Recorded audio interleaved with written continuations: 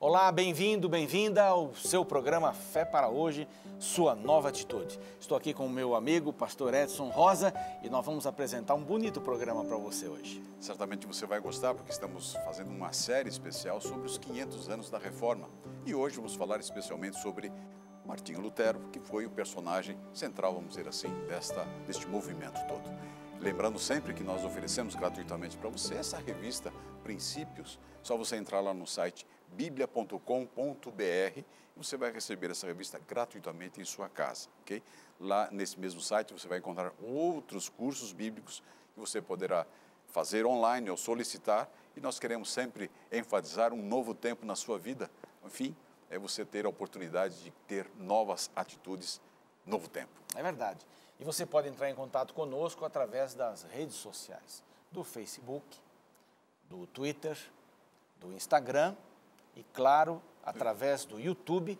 E você pode baixar todos os programas anteriores e revê-los e passar para os seus amigos também. Está no ar o seu programa Fé para Hoje.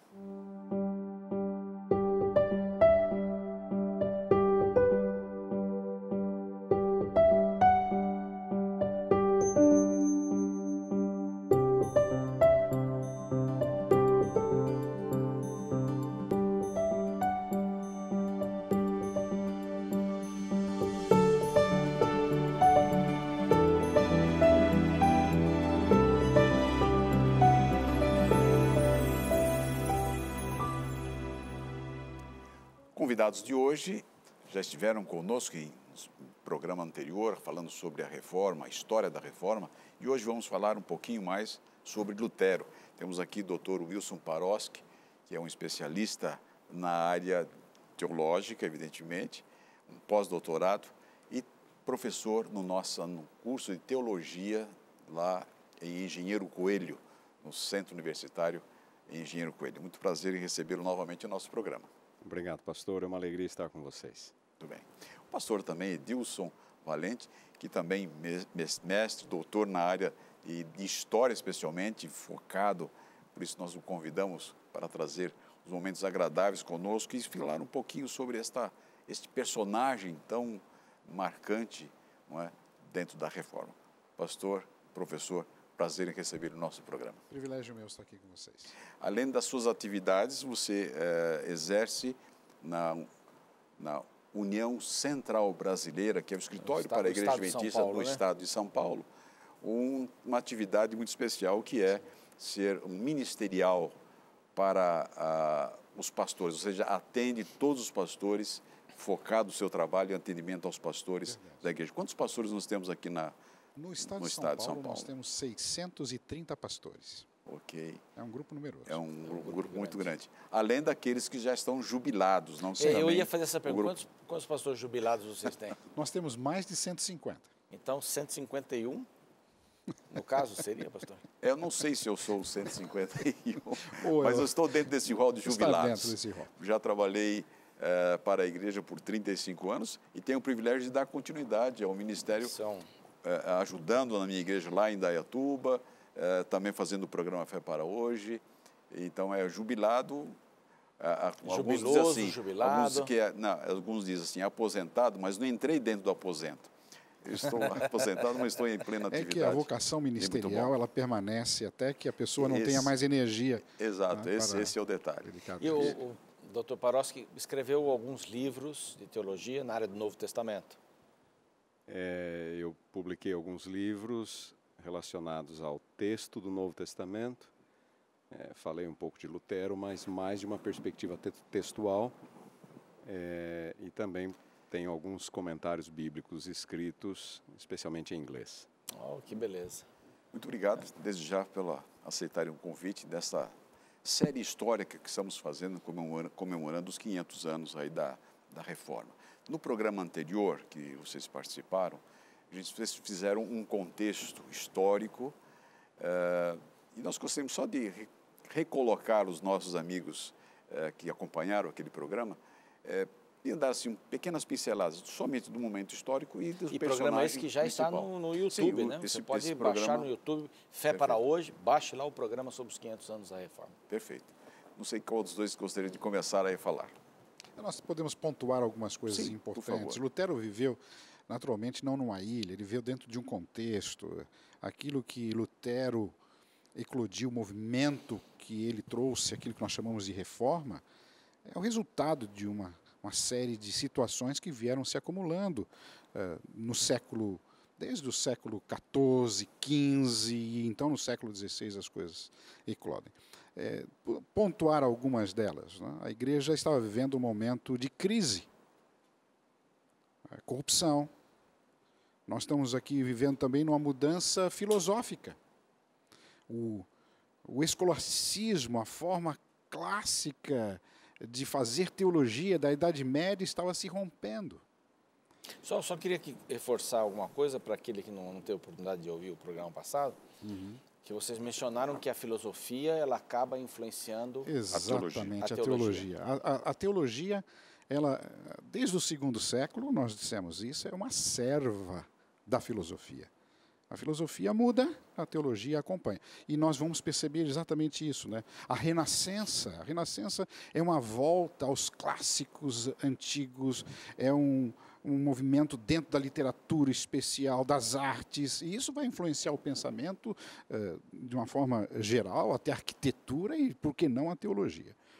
No final da Idade Média, a concentração de poder nas mãos da igreja, nas mãos do clero, era tanta que chegou um ponto que não é como se transbordasse. E começou a haver reações aqui e ali, e Lutero se insere nesse contexto.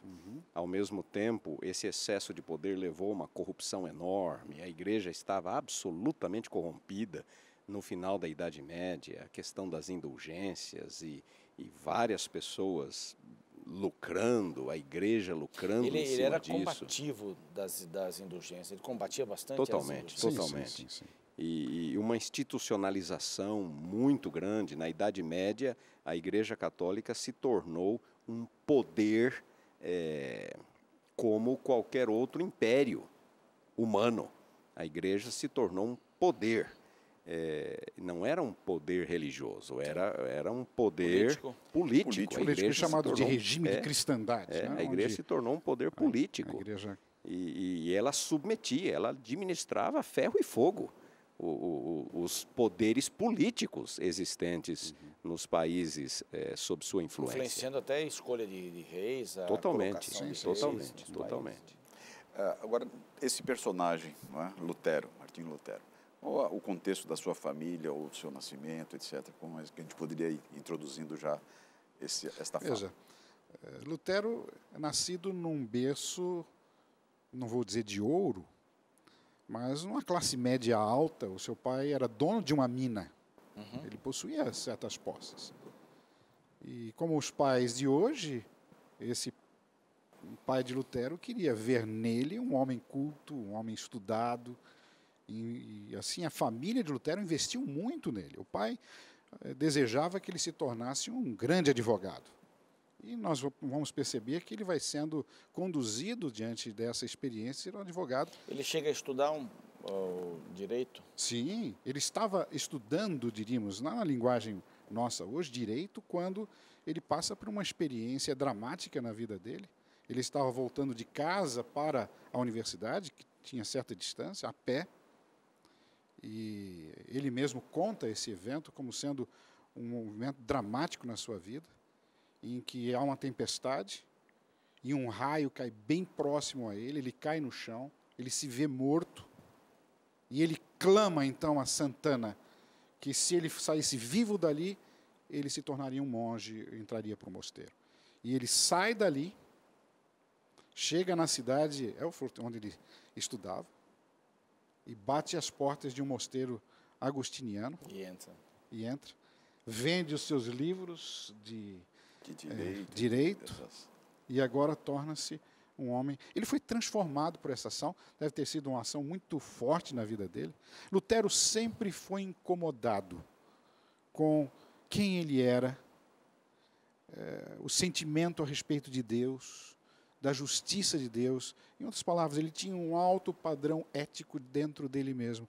Ele queria ser uma excelente pessoa, um excelente ser humano. E essa entrada dele para esse seminário, né? Podemos dizer assim, Podemos dizer assim, monastério, alguma coisa assim.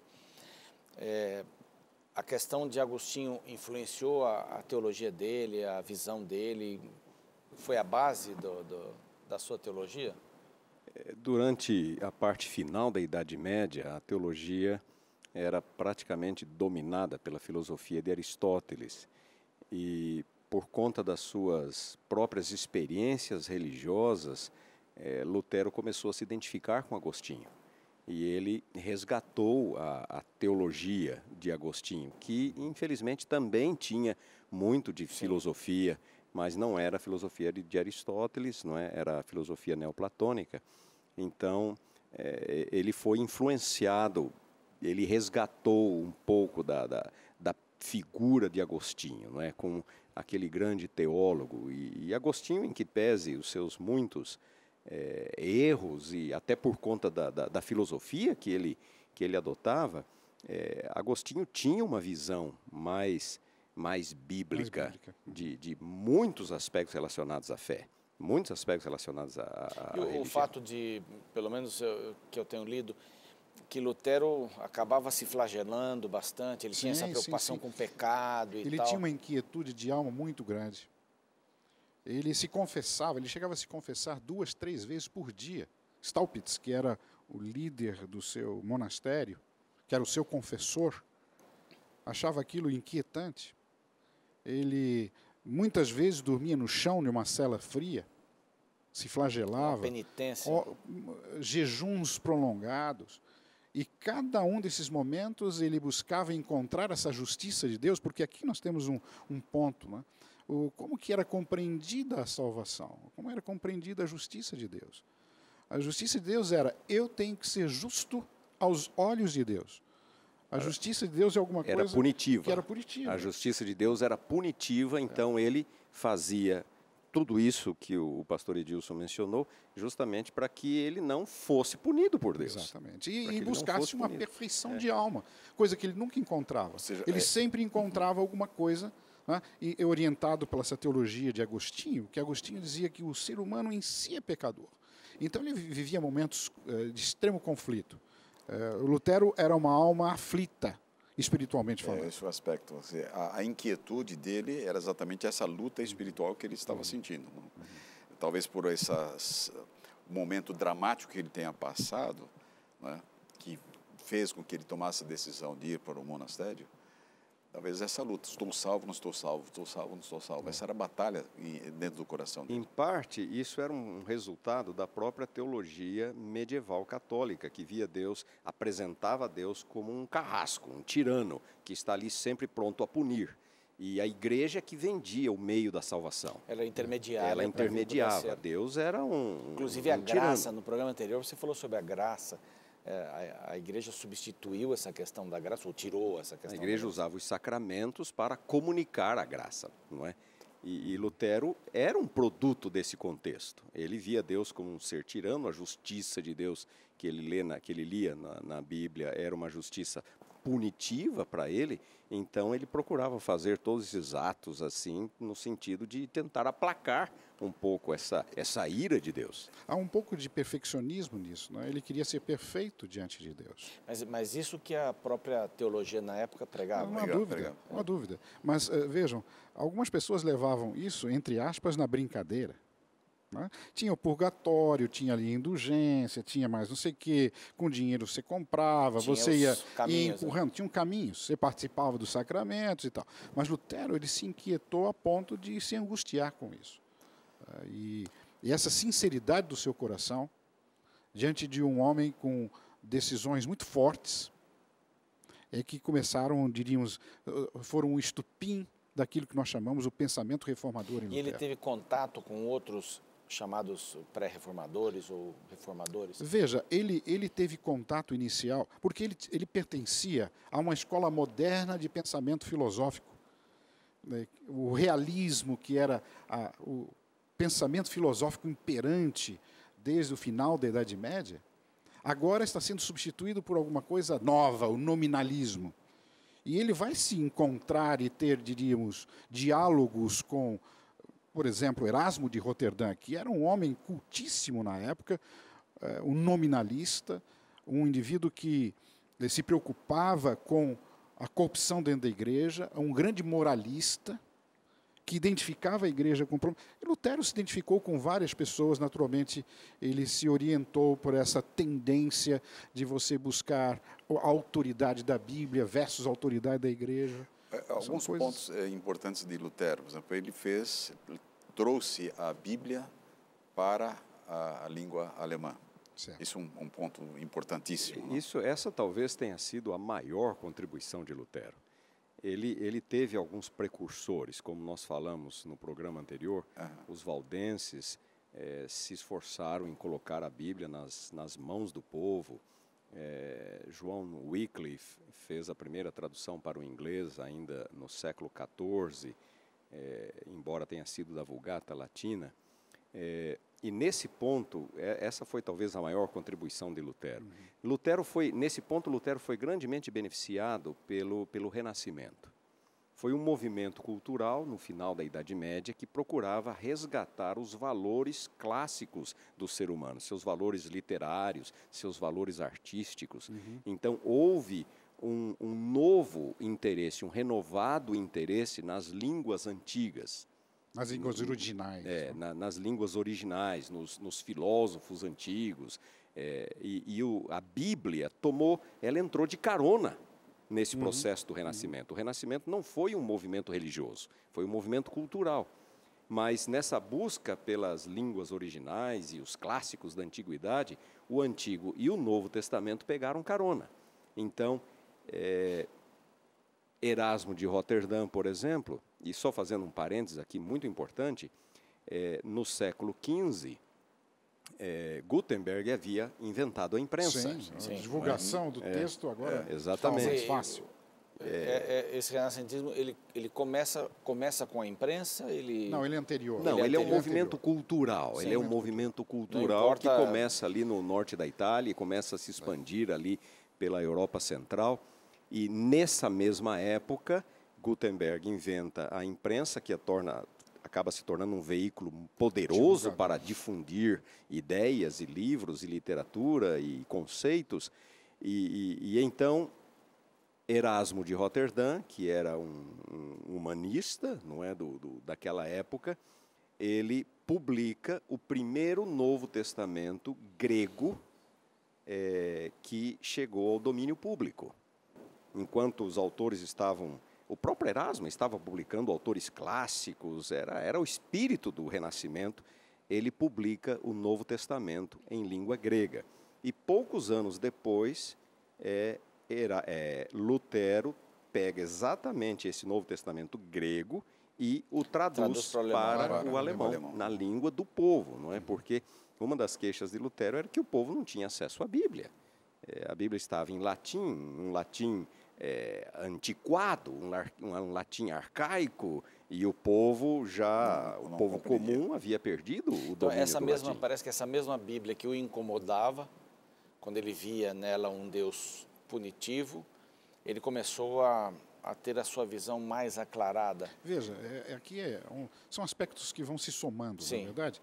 Lógico que o primeiro ponto de Lutero foi quando ele, no dia 31 de outubro de 517, a marca que nós estamos comemorando, né, os 500 anos, ele se insurge contra a corrupção da igreja, porque as 95 teses que ele vai afixar ali, com pontos de discussão, basicamente todas elas têm um caráter que tem que ver com a corrupção da igreja. Só para entender e ele, então, agora começa a ver que se a igreja não tem autoridade, quem tem autoridade no fundo? Então, a autoridade é da Bíblia discussão, né? E não da igreja. Ele colocou isso como uma discussão. Certo. Eu só queria retornar, por que colocou numa porta as 95 era a forma, teses? Qual era a forma, diríamos, acadêmica de se discutir. Hoje, não, naturalmente, nos círculos acadêmicos existem outros movimentos. Colocou no mural, você escreve um livro, um artigo. Hoje coloca no Face. Hoje seria o Face. Ele colocou no lugar público para abrir discutir os assuntos. Provocar uma discussão. E nenhuma das 95 E aí eu te teses interrompi. tinham que ver essencialmente com aspectos, diríamos, teológicos ou religiosos profundos. Tinham que uma ver com a inconformação. corrupção da igreja, a inconformidade dele com aquilo que ele estava vendo. E foi muito evidente, porque a igreja estava tentando construir a Basílica de São Pedro. E ela precisava de muitos recursos. Leão X, que era o... Muito dinheiro. E então, eles praticamente terceirizaram as indulgências, na venda de indulgências, a certos líderes religiosos que compraram os direitos de vender aquilo. E perto de Wittenberg, um homem desses dizia, olha, se cair um dinheiro aqui, uma moeda de ouro cair, alguém é liberto do purgatório. Então, essa inquietude dele, esse homem inquieto, ansioso, já descobrindo que a igreja não tinha a autoridade que deveria ter, e sim a autoridade estava na Bíblia. São experiências que vão se somando. Agora, a corrupção da igreja, as indulgências ali perto. Ele, diríamos, como um vulcão, eclode. E talvez esse vulcão tenha eclodido no dia 31 de outubro. E o grande ponto agora também foi a compreensão bíblica que Lutero passou a ter da justiça de Deus. Não há dúvida. Aquilo que ele imaginava como sendo algo punitivo, de repente ele passou a ver como algo salvífico. A justiça de Deus não é a que condena, não é a que castiga, a justiça de Deus é a que salva. Exatamente. E ele entendeu então que o justo viverá pela fé, como diz. Isso tem uma escada, tem uma história da escada, que ele estava subindo uma escada. Veja, ele foi a Roma. Sim. Final de 1510, 1511, ele vai a Roma, antes das suas teses. Sim. Ali a escada que havia sido trazida pretensamente lá de Jerusalém, escada de Pilatos. Então, se você subisse aquilo de joelhos, ele estava muito incomodado, né? Ele não conseguia ver nos atos dele méritos mais. Ele se sentia uma pessoa injusta porque ele não encontrava a justiça de Deus naquilo. E esse fato existe, mas eu creio que a experiência, chamada experiência na torre da catedral ali de Wittenberg, na escola de Wittenberg, foi marcante. Nós não temos a data para isso. Os autores até hoje se debatem, possivelmente desde 1515, 16, 18, essa experiência teve lugar. Onde ele descobre, pela leitura de Romanos 1, versículos 16 e 17, o que realmente significava a justiça de Deus. O Evangelho, a essência do Evangelho. Eu creio que esse é o ponto central, vamos dizer assim. É a hora principal, a obra-prima de Lutero seria essa descoberta. E a hora que ele afasta a filosofia para enxergar a sua teologia, seria mais ou menos isso? Ele não consegue fazer isso, não. Ele não conseguiu ainda fazer isso. É tão fácil hoje, né? Olhando 500 anos atrás, com a ótica do conhecimento todo que nós temos, fazer essa avaliação.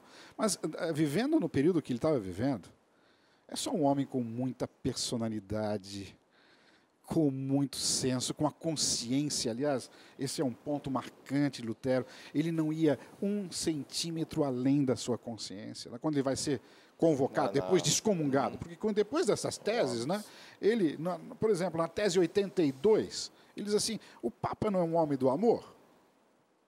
Por que ele não perdoa as pessoas pelo amor e sim pelo dinheiro? Falando da Inquisição. Uma grande questão. Entendeu? Então, essas situações todas vão levando Lutero a ter esse sentimento de que a justiça de Deus, ela é dada, é a graça, é dada gratuitamente. Essa descoberta de Lutero do Evangelho, na sua forma, digamos, mais, na essência do Evangelho, foi um dos fatores que o levou a colocar a Bíblia nas mãos do povo, na língua do povo. Eles precisam descobrir isso também, eles também precisam conhecer isto, não é? A libertação, a salvação, essa consciência que ele tinha tão clara, né? Que aquilo ali foi como se fosse uma luz que ele tenha visto. O que vocês mais destacariam, por exemplo, desse personagem, da vida dele, desse momento marcante? Lógico, da 95 teses, mas a Bíblia e a questão da justificação seriam os dois pontos principais da vida desse homem? Na minha opinião, os dois pontos, mas a sola Escritura, a Bíblia, para mim, tem precedência sobre a sola gratia, a justificação pela fé. É na Bíblia que ele descobre você a graça. encontra. A graça. Então, a principal contribuição de Lutero, na minha opinião, foi a compreensão da autoridade bíblica, a devolução da Bíblia para o povo. Sola Escritura, somente a Bíblia. Há um ponto que vai caminhar nessa direção também, quando ele recupera a questão da justiça de Deus, que aí naturalmente destrói todo o edifício meritório, não é, da religião ou da igreja até então. Mas uma questão vital é a questão do sacerdócio de todos os crentes, que ele também descobre na Bíblia. Quer dizer, a Bíblia ele dá ensejo para descobrir a justiça de Cristo. E ele fala da troca alegre. A justiça para ele era a troca alegre, onde o indivíduo, na cruz de Cristo, ele deixa os seus pecados e recebe a justiça de Deus em sua vida. Não que ele se torne bom, que ele se torne perfeito. Ele vai continuar sendo pecador, mas ele vai ser justo, ele vai viver. Isso é feito pela fé. Isso é incrível. Encontrou a paz aí Isso é incrível. nesse aspecto. Quando Lutero entendeu que ele poderia ser simul justus et peccator, simultaneamente justo e pecador, a sua própria consciência frágil deu lugar a uma consciência robusta. Lutero não conseguiria levar adiante a sua obra se ele tivesse aquela mesma consciência frágil de antes, aquele mesmo temor de Deus, as inquietações, aquele medo de Deus. E nós vamos descobrir isso no próximo programa, um pouco mais. Nós já estamos quase terminando, passou rapidinho, muito obrigado. E eu só quero ler um texto que, inclusive, o Dr. Wilson Paroski que sugeriu, 5:39 de São João, do Evangelho de João, é o que nós devemos fazer, né? Jesus diz assim: examinais as Escrituras, porque julgais ter nelas a vida eterna, e são elas mesmas que testificam de mim. Aqui, conforme ele mesmo disse, não é um imperativo, né? Examinais é um indicativo, porque nas Escrituras nós encontramos a Jesus, encontramos a vida eterna em Jesus. Foi o que Lutero fez e o que você também pode fazer hoje, estudando a Palavra de Deus. Estamos terminando aqui mais um programa Fé para Hoje e eu gostaria de fazer uma oração antes com você. Pai querido, ajuda-nos a entendermos melhor a Palavra, a Escritura Sagrada, para que sintamos e creiamos que Jesus é o nosso Salvador. É aquele que pode perdoar os nossos pecados de graça e nos levar para o reino eterno quando Ele voltar. Em nome dEle, te agradecemos. Amém. Amém. Espero você no nosso terceiro programa e vamos falar sobre os 500 anos da Reforma. Fé para Hoje, sua nova atitude.